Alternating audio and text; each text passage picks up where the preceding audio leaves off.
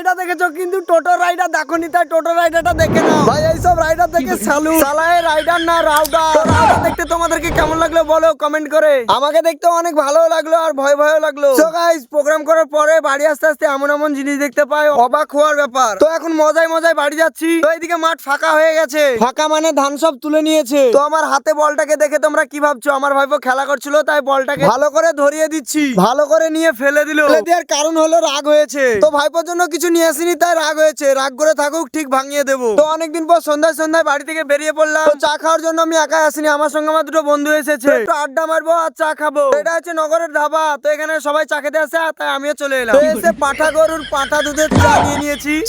Sorry গরুর দুধের চা। তো যাই হোক, এখানে কিন্তু চাটা কিন্তু সেই লেভেলের করে। তো তোমরা যদি খেতে চাও তাহলে নগর পেট্রোল পাম্পের ওইখানে আসিও। তো ভাই এখানে চা খেতে খেতে দেখছি তো এখানে একটা অ্যাক্সিডেন্ট হয়ে গেছে। ফটাকসে দেরি না করে চার বিলটা দিয়ে দিচ্ছি। তো যাই হোক, নগরের একটা ছেলে মোটরসাইকেলে অ্যাক্সিডেন্ট করে মরতে মরতে বেঁচে গেছে। তো দেখো ভাই, সবসময় সাবধানে চলাফেরা করতে হবে। তো সেটা আমিও করি আর তোমরাও করিও।